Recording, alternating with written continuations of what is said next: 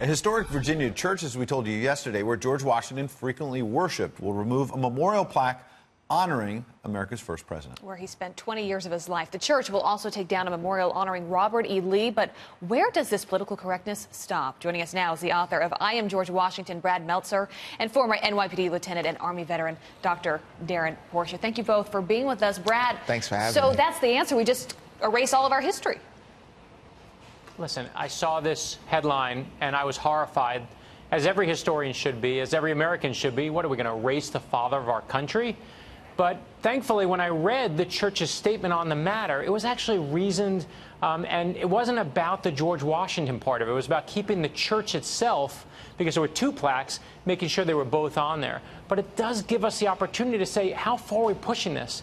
And I face this personally. You know, I write every line of children's books for heroes, better heroes for my own kids, because I didn't want them looking at reality TV show stars. And when I did George Washington, someone said to me, he's a slave owner. And I said, listen, if you want someone perfect, only God's perfect. That's it. Right. Anyone else, you know, you're going to find some flaw. You can take down every statue in this country, then. And that's the thing, right? If you do that, there's no statues left. And we can't do that. Of course, it's absurd. The one thing that we have to do is not let this, obviously, you know, become the slippery slope where we look around, there's nothing left. There's nothing for us to look at. Our history's gone at that point. And George Washington, come on.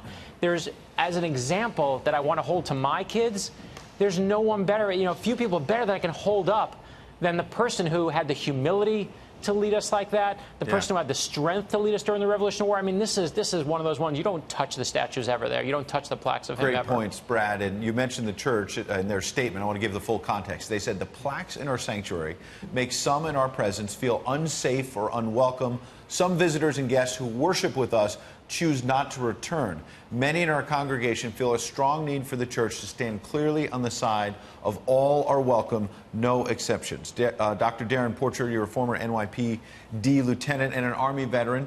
You heard what Brad said. Where do you stand on this? Well, I think it's unfortunate, but this is a harbinger for the direction that the country is going in. George Washington was a nation builder. When we look back at the resounding effects that he had on American history, it stands true that he was one of the great Americans in our society. Therefore, to remove his name is of a great detriment to us as a country. George Washington, if we start there, then we tear down the name for the Washington Monument. The same holds true for the George Washington Bridge. This was one of the great Americans in our society, and therefore I think that it's necessary to keep George Washington's name as a benchmark of our history. Brad, there's also something to learning from our past. You know, mistakes are constantly made. We're going to be learning from this time in history. We're going to only evolve from here. So, as you said, are we going to be, do people want us to live in a world where we don't have any history to look back on, where we don't learn from our past, we don't become better because of it? Right, and you said, that's actually really well said. When you look at it, history isn't a bunch of dates and facts that you memorize. History is a selection process, and it chooses every single one of us every single day. And the question is, do you hear the call? And the call comes from all those amazing stories that come before us. They show us what we're capable of. They show us that we're all scared, that we're all amazing, that we're all terrified, that we're all incredible. Some of us all in the very same day, some of us all in a few minutes. But that's the best part of us, is that we're all flawed in some way. We all are human. And in history is where we find our real power. We know if you don't learn it, you repeat it. But to me, listen, George Washington, it's still George Washington. Darren, what's also fascinating is President Trump took so much heat a few months ago when he made this very point. He said, what's next? George Washington, Thomas Jefferson, you want to start taking them down? And some people scoffed and said, oh, come on, that's not going to happen. And here we are, Darren. So we got 30 seconds. What's your message as this continues to play out? What do you want people to know about how we should approach all of this going forward?